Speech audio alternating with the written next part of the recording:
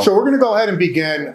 When Representative Rosario comes in, I'll introduce him if you do not know who he is, and we'll have an opportunity again to talk about the great work that he and his team are doing. So let me start by saying good morning, everyone, and welcome to the press conference on the 2024 State of Reentry Report. My name is Scott Wilderman, and I'm the CEO of Career Resources, the agency that is primarily responsible for the publication of this report. I also want to thank the many elected officials that came out today to support returning citizens and the justice-impacted individuals, especially Representative Chris Rosario, Representative Robin Porter, Senator Tony Wong, also who they helped sponsor this event this morning. And also I got to give a big shout out to Department of Corrections Information Technology Department Research Unit and their data team for providing all this critical information. So the State of Reentry Report is of great importance to the well-being and the public safety of everyone in Connecticut. For almost every person who is incarcerated or under correctional supervision, there's at least one person and often several children and family members in the community who are suffering alongside of them and praying for their safe return and rehabilitation. Once people return back to our communities, the level of assistance and the services they receive can have a significant impact on their ability to reunite with their loved ones and remain crime-free. The report here provides critical information about their demographics, system involvement, and assessment scores, which are used for treatment and program planning within the correctional system. It's important to know the demographics and the extent of the challenges they face in an effort to enhance localized services and address gaps that will promote successful reintegration and reduce recidivism. Assessment areas include substance abuse, mental health, medical needs, education, and employment. The statewide data is broken out by regions covered by the Connecticut's 10 reentry roundtables. We hope that the data in the State of Reentry Report will be of value to the many advocates and leaders across the state who are working hard to better the lives of people exiting Connecticut's jails and prisons, and to keep our communities safe. Now, to talk a little bit about the data and the report, I'd like to bring in Dr. Garvey. Dr. Garvey? So I'd like to thank Mary Lansing, who really helped us out extremely. She was with the Department of Corrections in their operations data unit. On June 1st of last year, Career Resources received 2 data sets from the Connecticut Department of Correction. Data set 1 was a de-identified list of individuals who were under community supervision as of June 1st of last year in the state of Connecticut. The second data set was also de-identified, and those were of individuals who were currently incarcerated on June 1st with a release date within the next 6 months. The data provides, well, as Scott had just said, the data provides basic demographics on race, age, education, employment history, mental health, substance abuse, and other assessments by DOC. This data is the bulk of the report.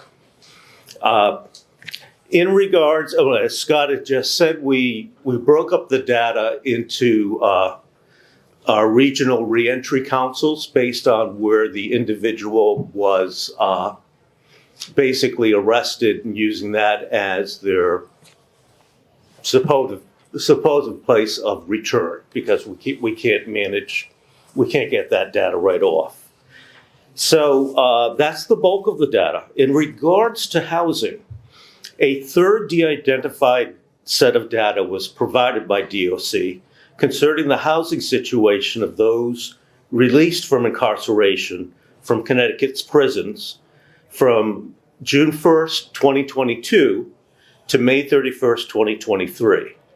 So a 1-year period, specifically providing self-reported data on whether a person believed they would be homeless upon release from incarceration. A separate set of self-reported data on housing stability was provided by the state's 5 existing reentry welcome centers for that same period. The reentry welcome centers provide supports for individuals who are transitioning back into the community.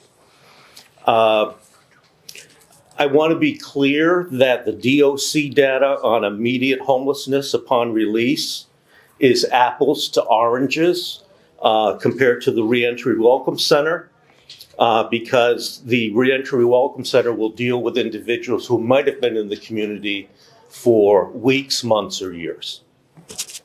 And that's a summary. Thank you. Dr. Ron Shack, would you please come up? Dr. Shack is the managing director of the Charter Oak Group, and he's going to actually talk to us about what the numbers tell us.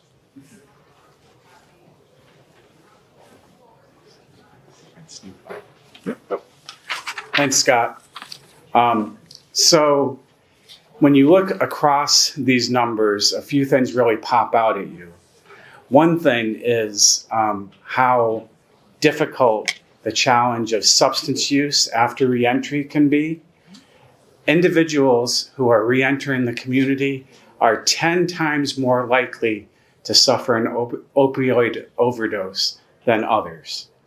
And you can imagine that the stress of reentry, all the different challenges that individuals face as they're first reentering, just makes that much more likely, and is a real obvious cause, possible cause of those overdose numbers. It's important to recognize that even with support, recovery efforts are long-term, and therefore the supports needed for that long-term recovery are not something that you can just provide, as a quick fix when somebody first reenters. The pre-release plan should address any substance use treatment needs, but that's not enough. Planning is not enough. There needs to be facilitated referrals to actual services and intensive case management.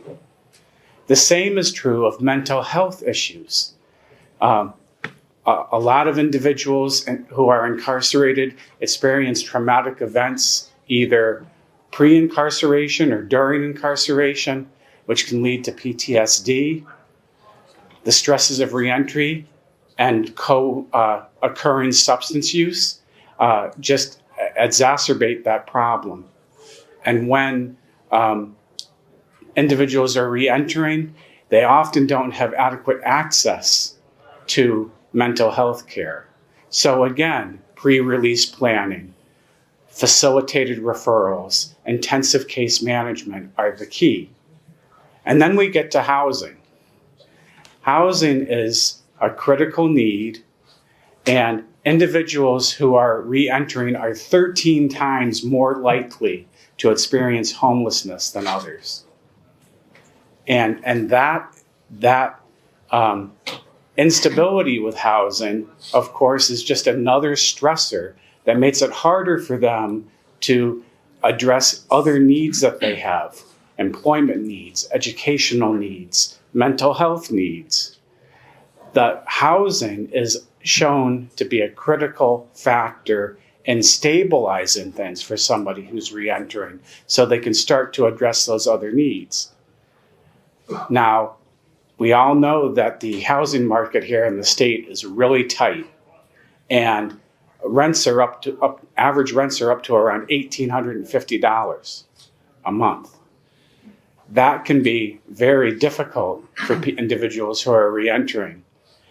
Of course, you need rent subsidies. You need to find housing units available for these individuals, and you need to convince landlords that these reentering individuals are a risk that they can take.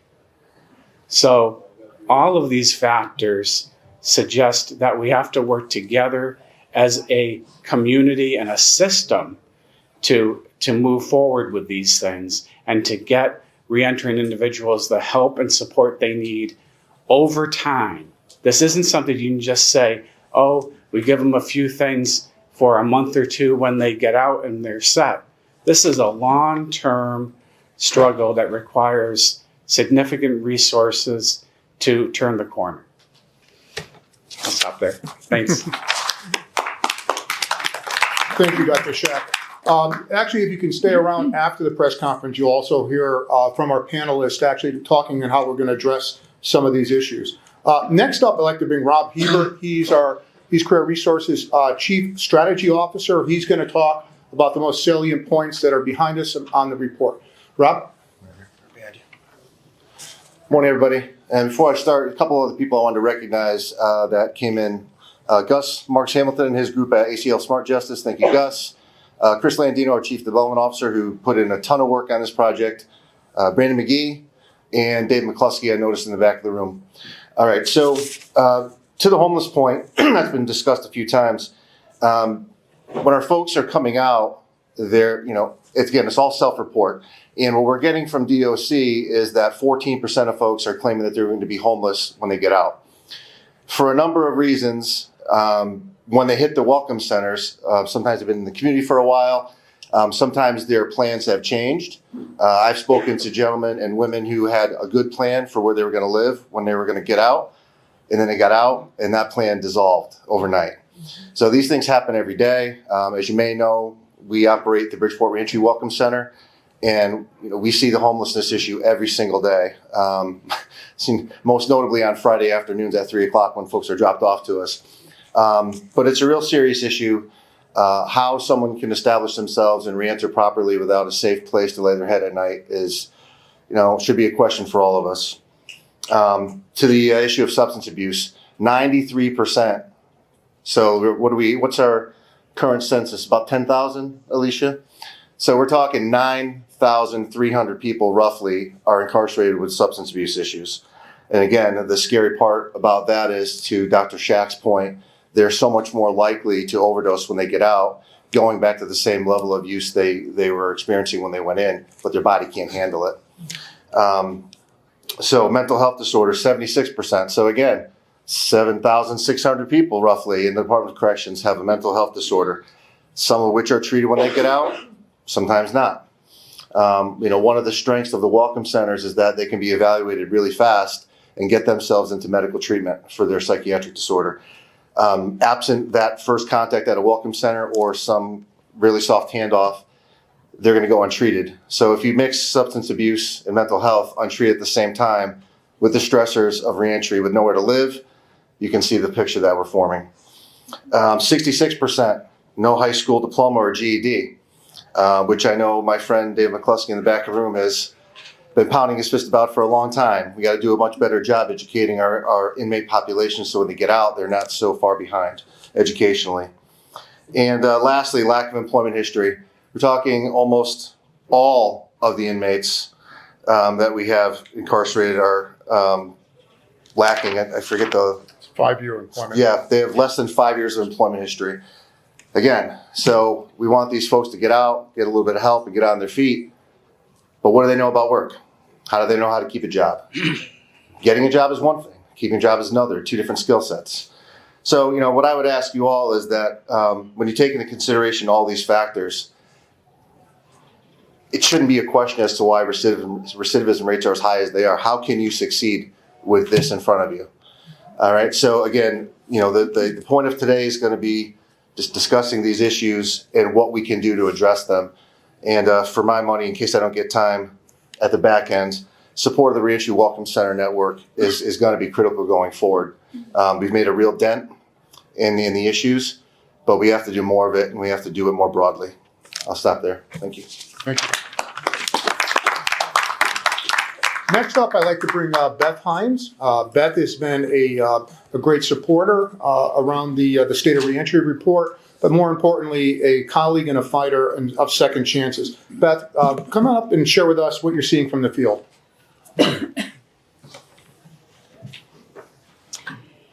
Hi, everybody. So thank you for joining us here today. And really what I'm going to share is what's already been shared. Ron, I just think you're so spot on regarding the homelessness situation. And Rob is not kidding when a Friday afternoon comes and 4 or 5 people are brought to the Hartford Reentry Welcome Center or the Waterbury Reentry Welcome Center, and all of them are homeless. And it's 3 o'clock. And so there's been no planning. And what do? And so that happens on a regular basis. You know, usually we talk at the beginning of the week regarding who's coming to the centers that week and what does that situation look like? How many people are potentially going to be homeless? And it's basically all hands on deck to figure out a way to keep people safe and off the streets. And so I really just want to reiterate, 100% what Ron and Rob just said, that there is no way to be successful if you don't have a safe place to lay your head at night, if you don't have a place to take a shower so that you can get up and go to interviews and go to work. Yesterday, I was at the Waterbury Reentry Welcome Center. It was filled with people. Half the people there are there because they have nowhere else to go. The closest warming center to Waterbury is Meriden. And so we have several of our participants going back and forth to Meriden every late afternoon and then right back to the center on first thing the next morning so that they can stay warm. This is a reality, and this is what we're seeing on a daily basis. And I believe that we can do better, and I think we must do better. Thank you. I will tell you there's probably no two greater champions for second chances and for our returning citizens and justice impacted individuals than the two gentlemen that are standing behind me right now, Chris Rosario and Senator Tony Wong. Chris has worked tirelessly ever since he's been elected to actually bring dignity back to returning citizens. And I'm proud to call him a friend and excited that he's here today and help sponsor this event. I'm going to ask him to come up and say a few words. Chris. Thank you, Scott. Good morning.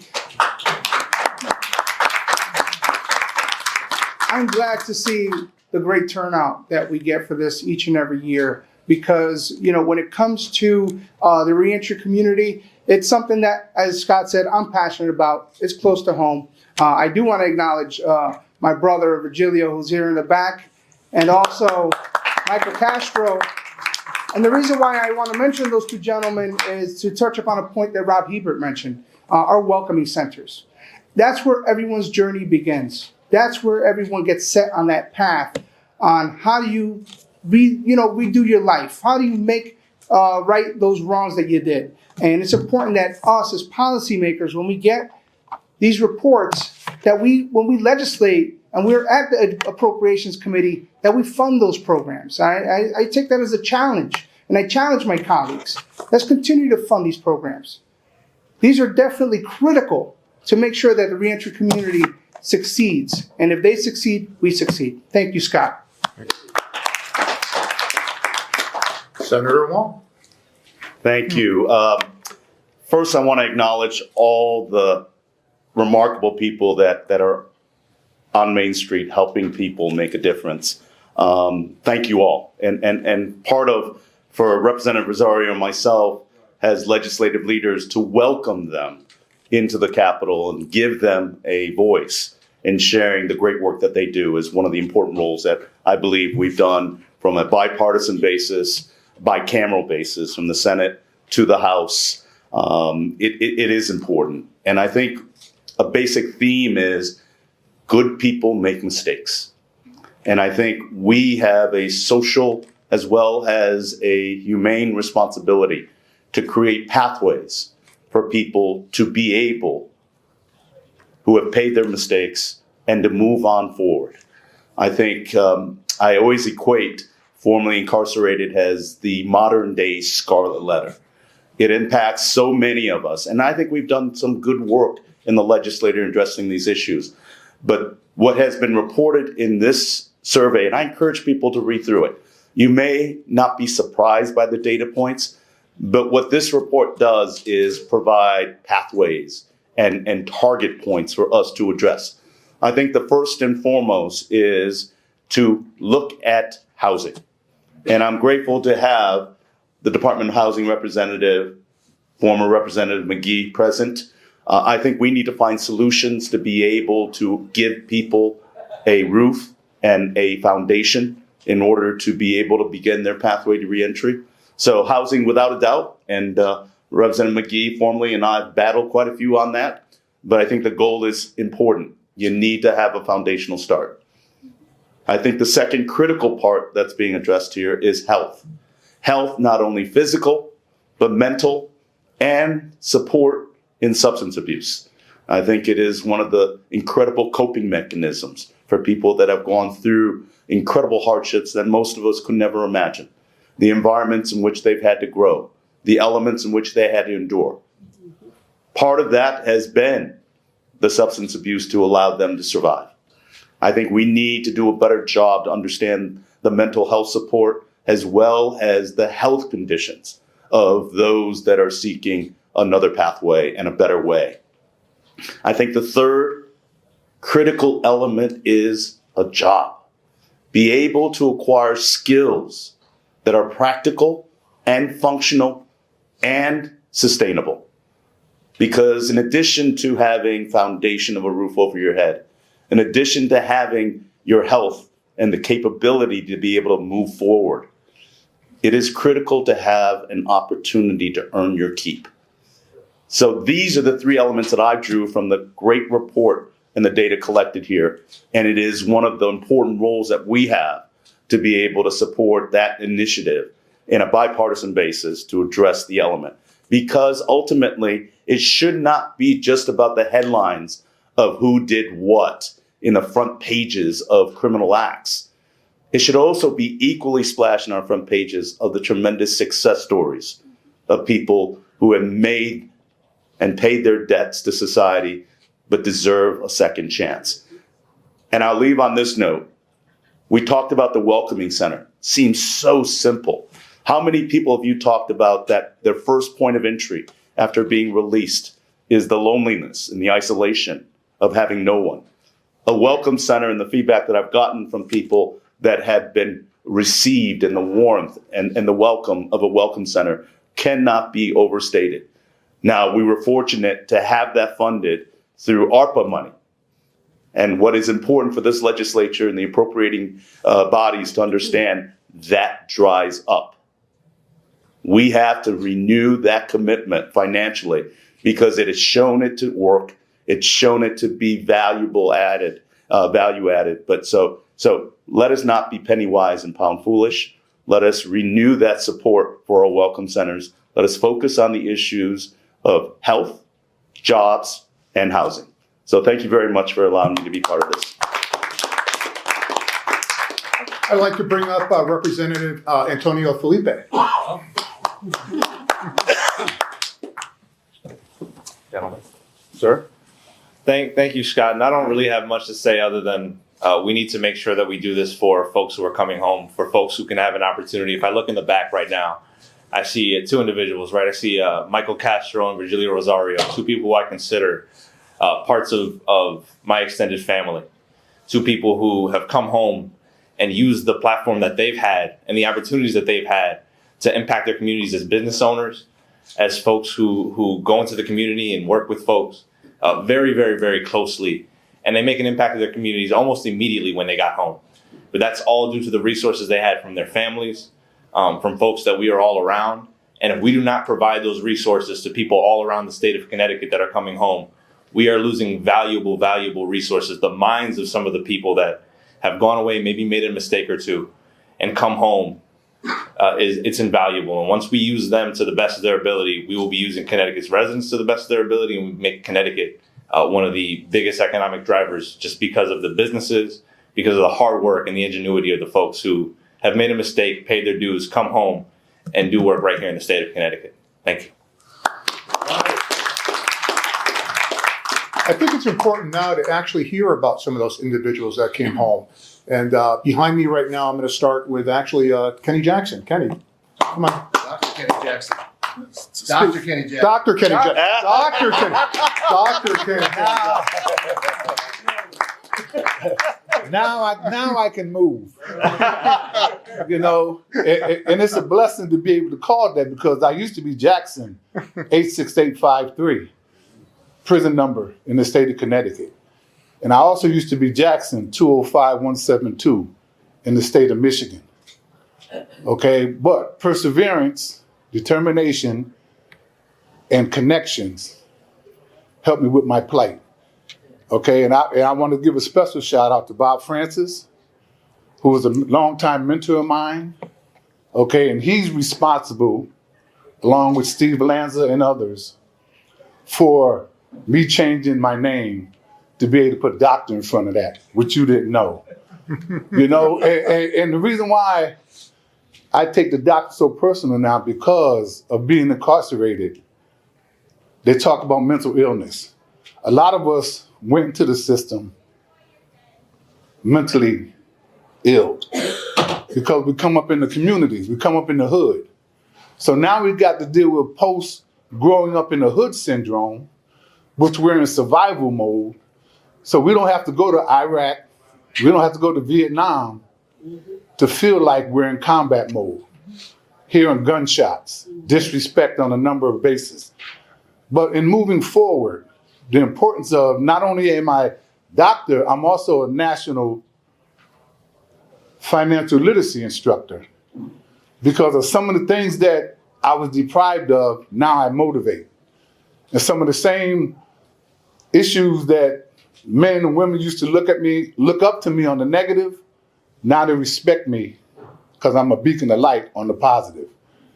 And that comes from interacting with those who give you an opportunity to kick doors down. And I want to personally thank you guys.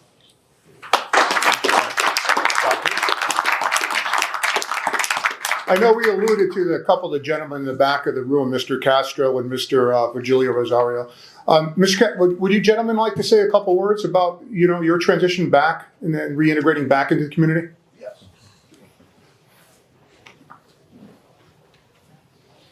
And then we'll open it up to general questions. Good morning, ladies and gentlemen. My name is Virgilio Rosario, and there's a lot of topics and points that everybody here is touching today about men and situations that were incarcerated. Some of us for many years, some of us starting through the system now. My personal story is I was a broken man when I went to prison. I was experimented with many drugs, became addicted, and led me to a life of crime, which cost me a lot of my life, a lot of this function in my life with my family.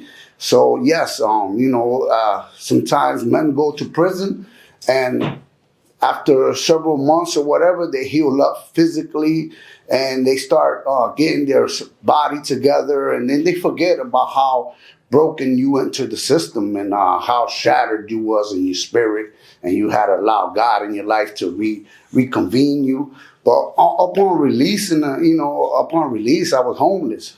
I mean homeless, meaning that I had to go live in my brother's house. And I had to coexist with people that I'm coming from an environment of incarceration. And like Kenny Jackson says, I was on Dr. Kenny Jackson. Dr. Kenny Jackson says that, we come out with mental health issues that we probably don't own up to because we used to just holding everything down ourselves and we don't subject ourselves to get the proper treatment. That stuff was never offered.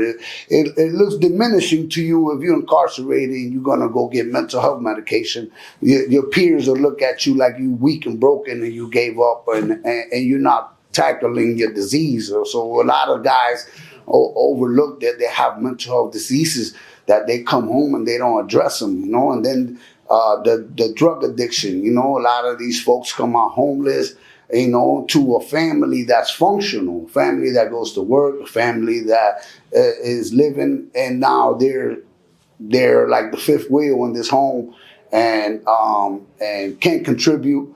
I have friends of mine today that have been out for years and they are here working. All the guys from ACLU, there's a lot of guys. And some of these guys are still financially strapped and they work every day. I got friends of mine who have jobs, but those are nowhere going jobs.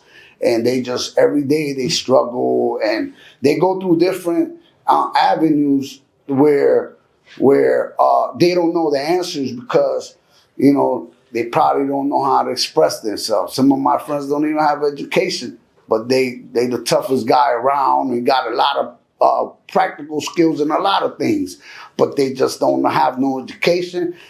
People don't understand how they could express how they feel about entering society. On my hand, while I was incarcerated, I went to business classes. And when I got into society, I knew nobody was going to hire me. I opened up my own business. As I've made it successful. I hired my own guys that want to work because, I can't speak for everybody, but everybody needs. A lot of guys mess up and I give them a second, third, fourth, fifth chance because, nobody used to do that for me. And once I mess up, I was gone.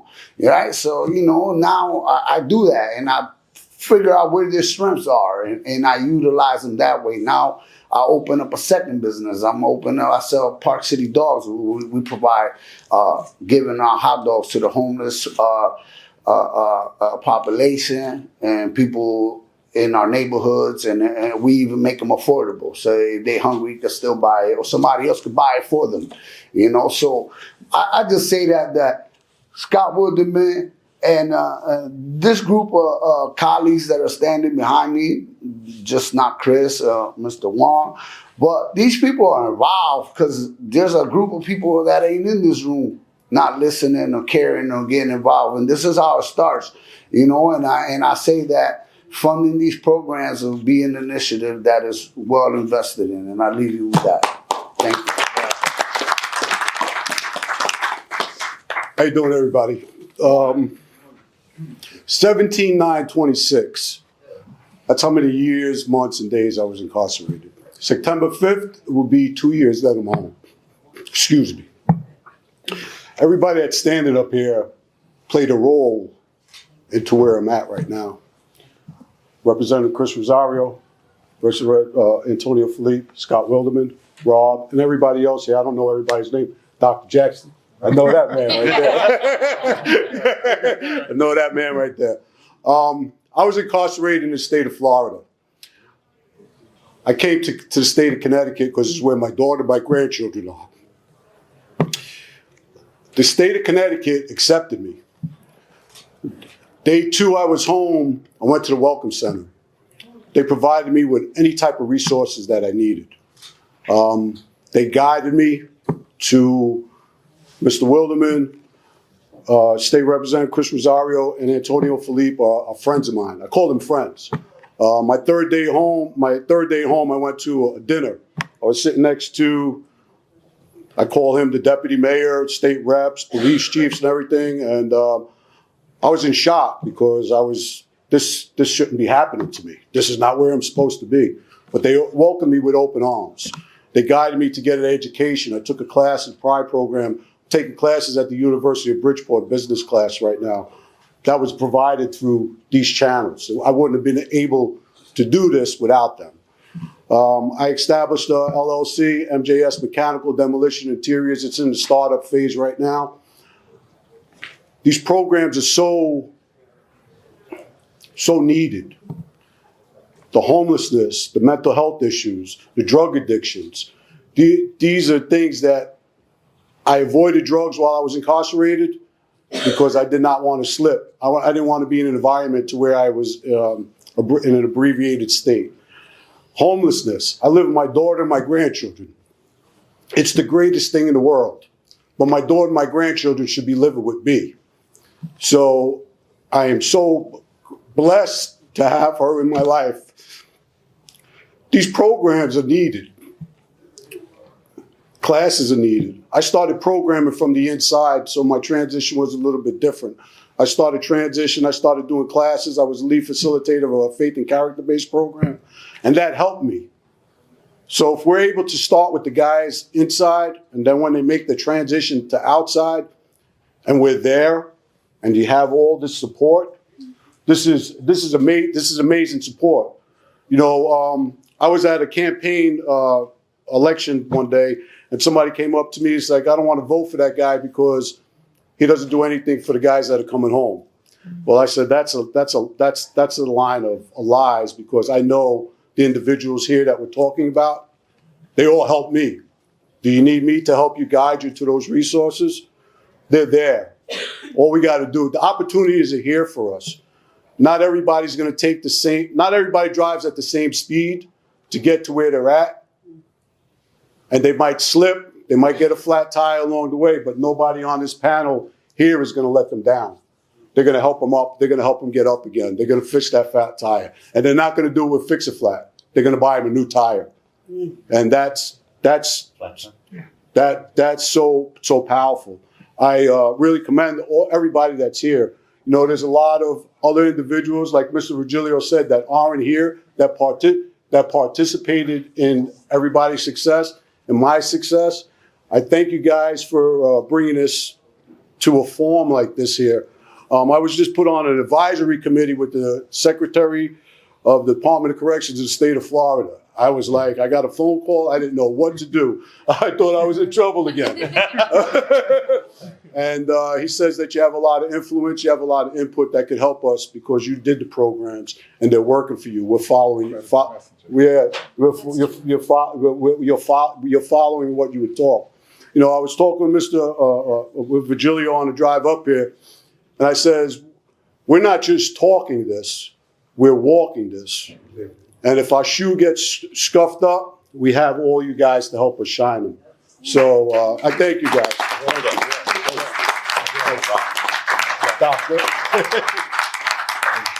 So we're going to open it up now if there's any general questions about the report or any questions about the gentleman here. Yes. Yeah, I know last year there was some concern that, obviously, I think Senator Wong mentioned this as well, with the expiration of the ARPA dollars, concern that the reentry welcome centers existence would be in jeopardy in its entirety. I mean, where does that stand as we talk today? Obviously, the governor has his budget proposal, and there's more work to be done. But where are we at right now with the status of the reentry centers?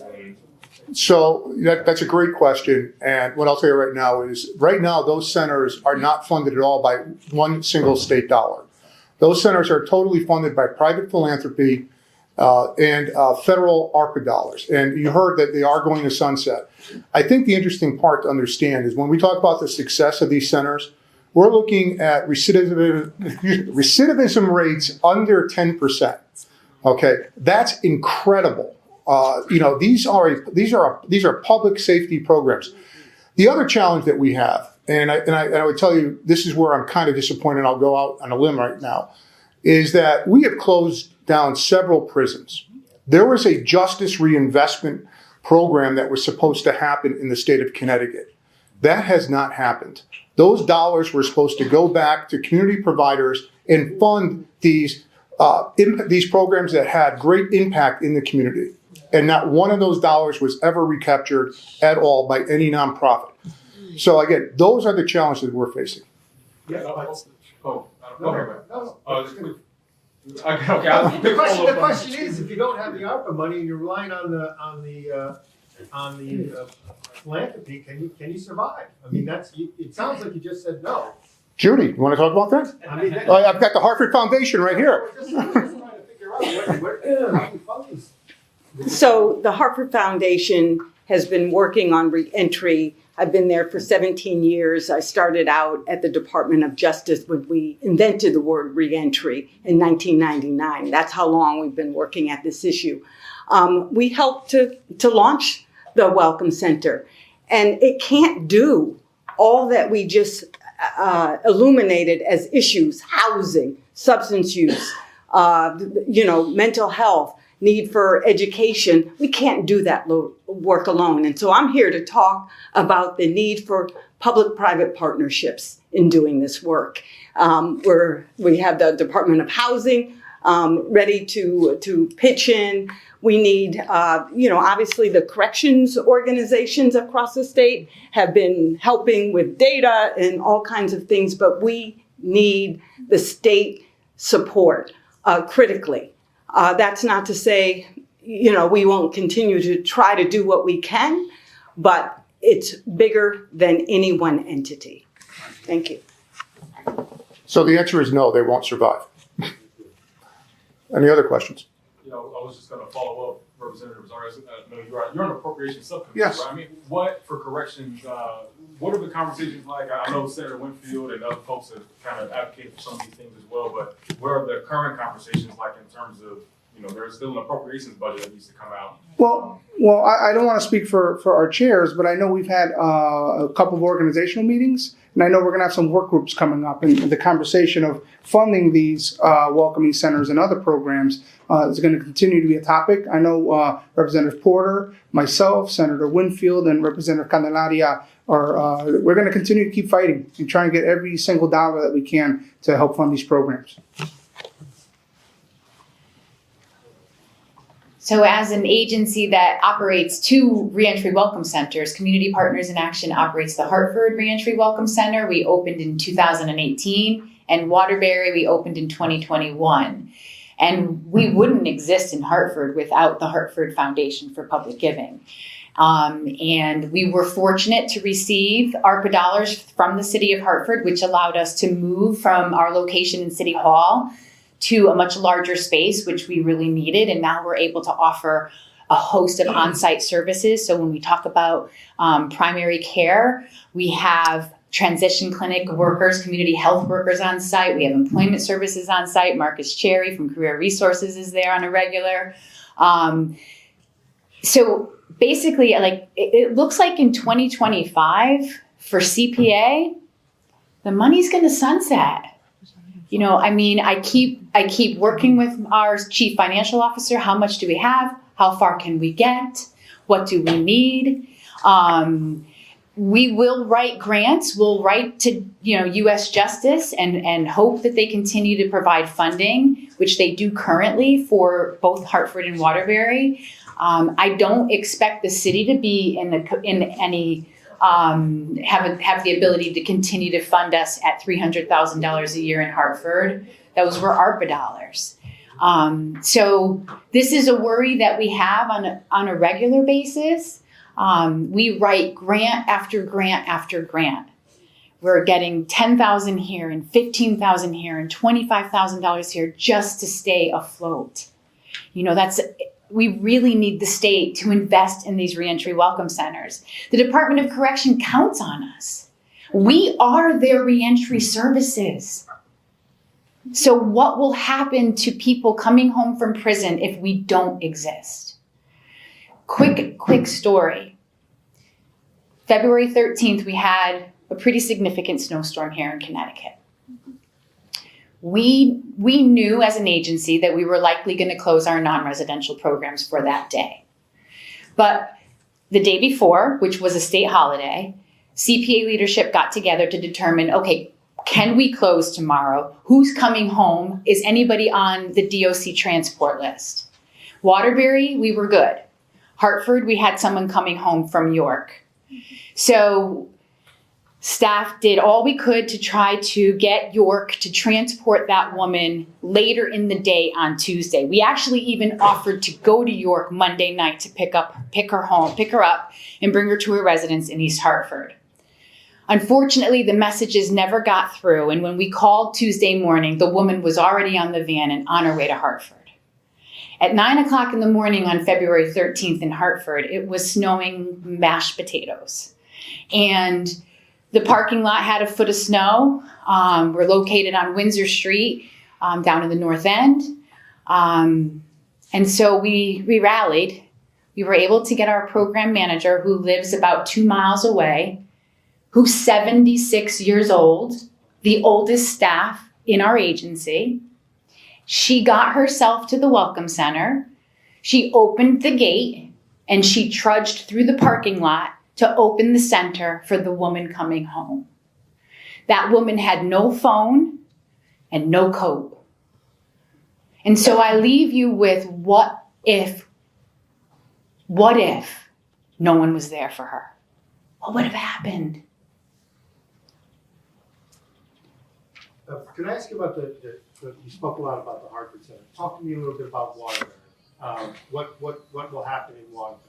Waterbury's in the same boat. Waterbury actually is in a more challenging situation because we don't have a foundation like the Hartford Foundation for Public Giving, who provides significant support to the Hartford Center. So it's a smaller budget, but it's the same struggle, really trying to find funding for these centers.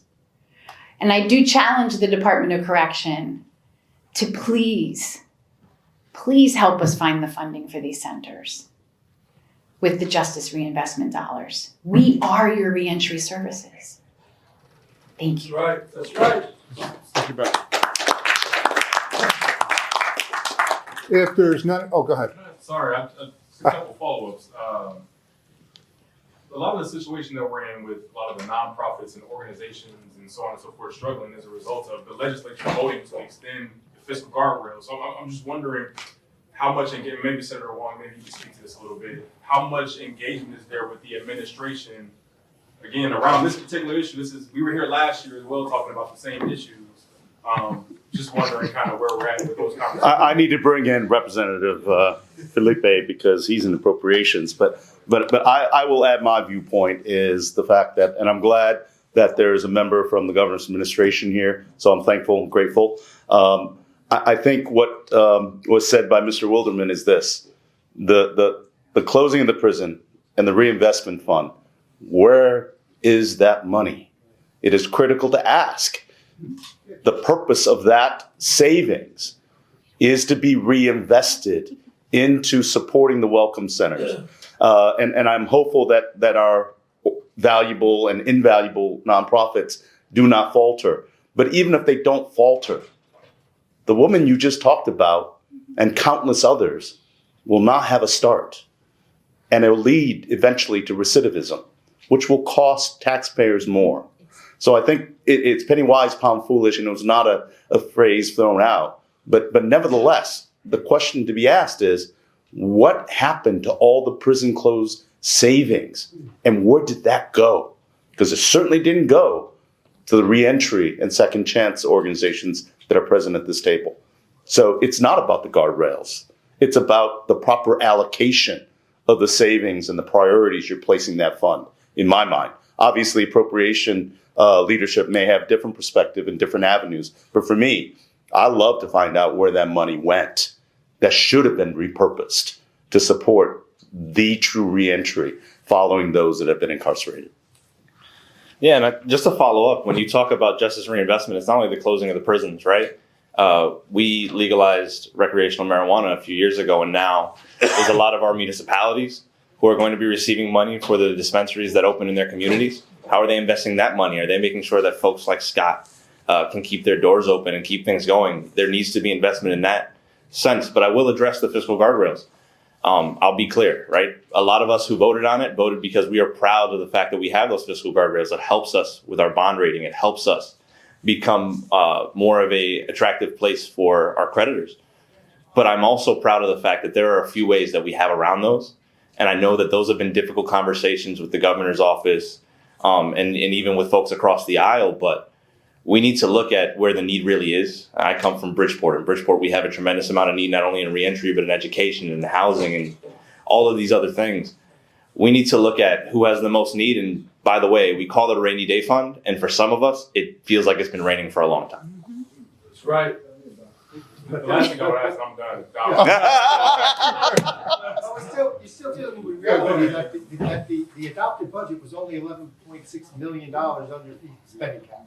You say there's a way around it. Fine. You look at that budget reserve fund. You need the governor's cooperation to tap into that, and you need cooperation of the Republicans, perhaps in some regards too. So, I mean, this is a tough situation that you find yourselves in. Correct? I mean, there's no simple out. No, there's nothing simple about it. I think we have until the clock strikes 12 on CNADA to figure it out. We have folks that come to rooms like this and advocate, and we just need to do it more. Having those conversations with the governor's office and, across the aisle, it's not been unfruitful. It hasn't been something that we've done and feel like we're hitting our head against a brick wall. There's movement. We just need to do it a little bit quicker going forward. That's all. And the thing I was going to ask, the last question was, was your last there an actual commitment, though? Because I know when engaging with OPM and Jeff Beckman and some of those folks last year was, I mean, we'll see where those funds go, but there didn't seem to be a hardline kind of commitment to reinvest the $26.5 million from the 3 prisons closing. So I'm wondering, from you all's perspective, was that kind of a conversation that had been had that wasn't followed up upon, or where is the disconnect between where that money was supposed to go? That is the question. I mean, you answered it. I mean, that's what we want to know. We advocated last year significantly about the closing of the last prisons and we want to know where those dollars went. We have no idea. And I think Senator Tony Long even mentioned it, is that there should be a question of what happened to those dollars? Who made the decision to actually take those dollars and sweep those away from community justice reinvestment programs? All right. Thank you. All right, if there's no other questions, what we're going to do right now is we're going to adjourn to our panel. Thank you very much, everybody, for coming to the press conference.